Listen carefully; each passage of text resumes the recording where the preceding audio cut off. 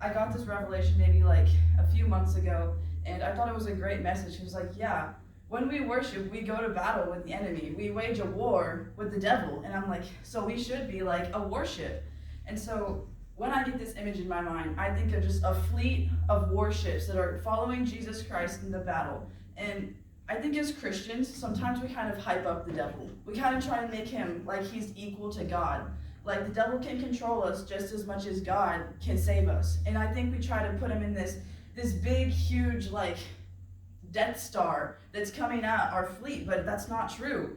He's just this little sailboat that's coming at us, and we're just this fleet that's coming straight on at him. And I think when we think of worship, we need to think of it as a war. We're battling the enemy, and he's just a sailboat. He's no Death Star that's coming at us. He's no big scary monster. He's so small in comparison to what our God has for us. And so we can't think of him as this big scary monster when we're actually the big scary fleet that's coming at him that he has to flee from.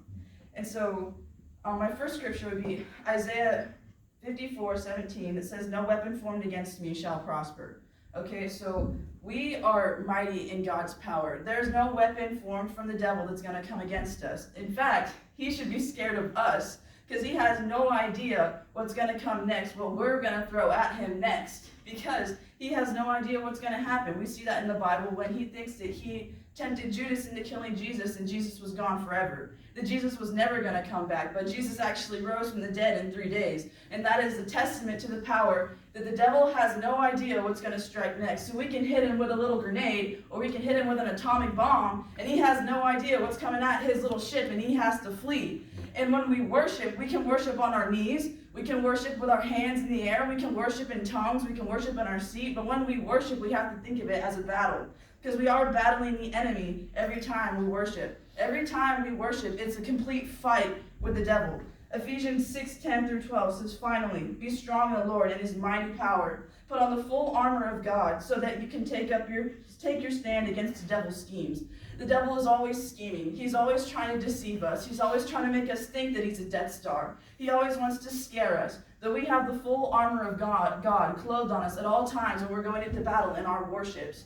When we are worshipped, we are completely clothed in the armor of God, and no weapon formed against us shall prosper when we are coming at him like a warship. And then I think something that really gets Christians is that when we worship, sometimes it just becomes a song. Sometimes when we worship, we're praising God, but are we going to battle?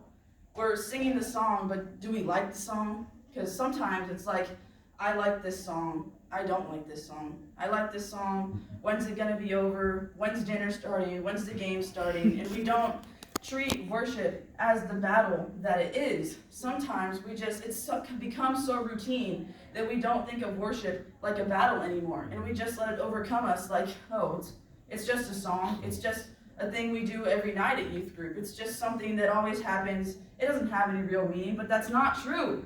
Because when we fight on our knees, and when we fight, we speak in tongues, and when we fight, we get up and we raise our hands. When we fight, we are coming against the enemy, and he has to turn around, and he has to go back to the pits of hell where he belongs. He has to turn around, and we're going to storm the gates of hell. We're not going to stop until he's off the water. We're going to stop until he stays in hell where he belongs. Because the devil's not going to come against any single Christian that lives in California anymore. Because we're going to worship like a warship, and we're going to be such a mighty fleet that the devil has no power over that fleet. That the devil is going to have no chance of coming against that fleet ever again. That he's going to flee from California forever. Because he has no idea what's coming next.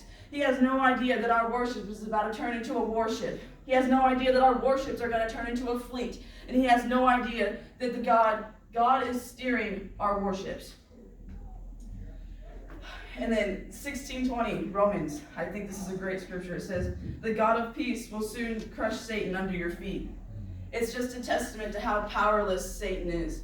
Satan is such a powerless being. He has no control over you. He is just so worthless that you can crush him under your feet like the snake's head. He has no power and no authority, and you are a mighty warship that can crush the enemy's head. And I'm running out of time, so it's very important that we worship like a warship, and it's very important that we treat worship like the fight that it is.